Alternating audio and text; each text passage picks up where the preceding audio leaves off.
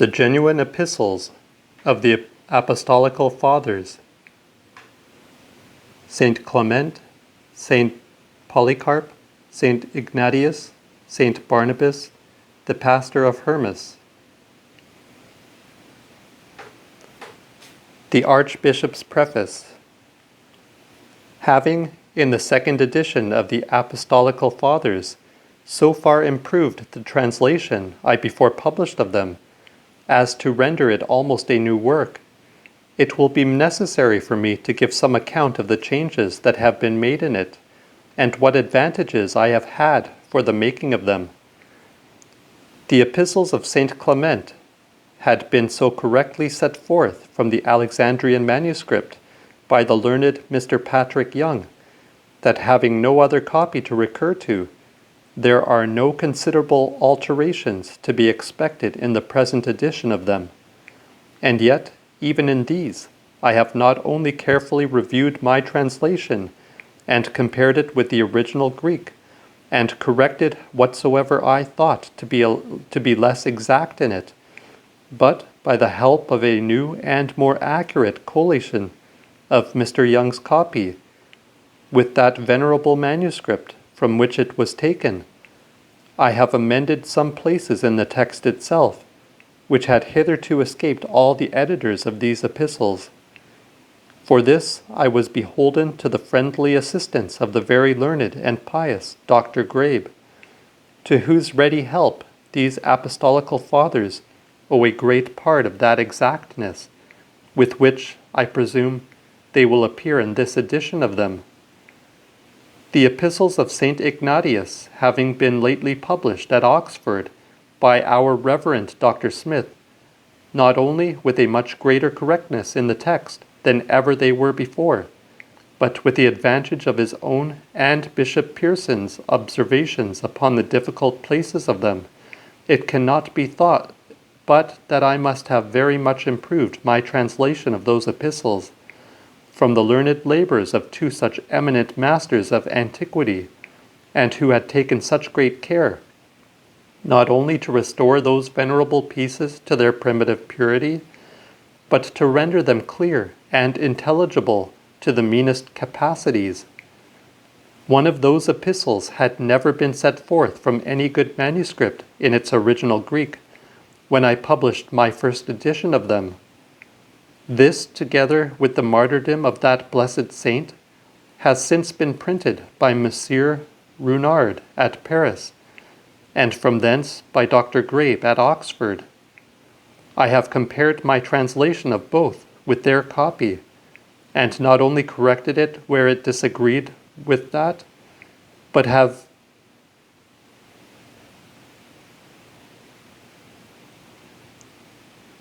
noted in the margin the chief variations of this last edition from those which had been published by Archbishop Usher and Isaac Vossius before. Of the epistle and martyrdom of Saint Polycarp and the epistle of Barnabas, I have little to say more than that I have revised the translation of them with all the care I could, and rendered it much more correct, especially the epistle of Barnabas, than it was before. But as for the books of Hermas, I may without vanity affirm that they are not only more exact in the translation than they were before, but that the very books themselves will be found in greater purity in this than in any other edition that has ever yet been published of them. The Old Latin version has been entirely collated with an ancient manuscript of it in the Lambeth Library, and from thence amended in more places than could well have been imagined. And that very version itself has been farther improved from a multitude of new fragments of the original Greek never before observed, and for the most part taken out of the late magnificent edition of the works of Saint Athanasius, though that piece be none of his, but the work of the younger Athanasius, patriarch of the same church, who lived about the 7th century. Both these advantages I do likewise owe to the same learned person I before mentioned, who not only purposely collated the one for me, but readily communicated to me the extracts he had made for his own use out of the other.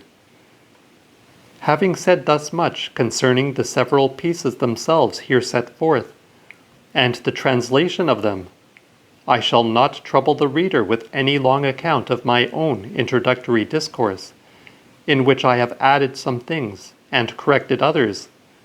I hope, as it now stands, it may be of some use to those who have not any better opportunities of being acquainted with these matters, and convince them of the just regard that is due to the discourses which follow it, upon this double account, both that they were for the most part truly written by those whose names they bear, and that those writers lived so near the apostolical times that it cannot be doubted but that they do indeed represent to us the doctrine, government, and discipline of the Church, as they received it from the apostles from Christ, and that blessed Spirit, who directed them both in what they taught and in what they ordained. What that doctrine, government, and discipline is, I have particularly shown in the 11th chapter of my discourse.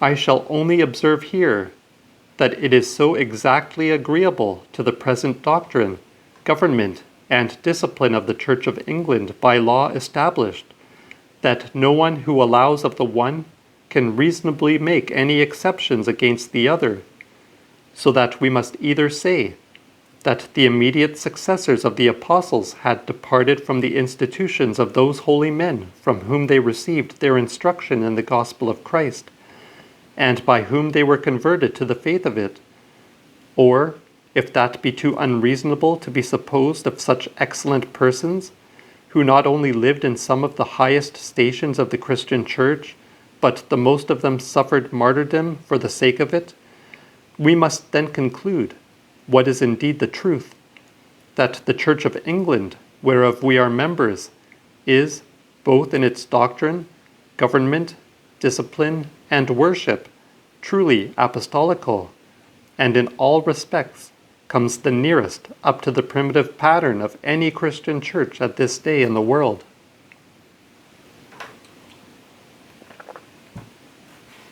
General contents. Preliminary discourse relating to the several treatises and the authors of them. Chapter 1, Introduction. Chapter 2, that the pieces here put together are all that remain of the most primitive and apostolical antiquity. Chapter 3, of the authority of the following treatises, and the deference that ought to be paid to them upon the account of it. Chapter 4, of the subject of the following discourses, and of the use that is to be made of them. Chapter 5, of the manner after which these discourses are written, and the simplicity of style used in them.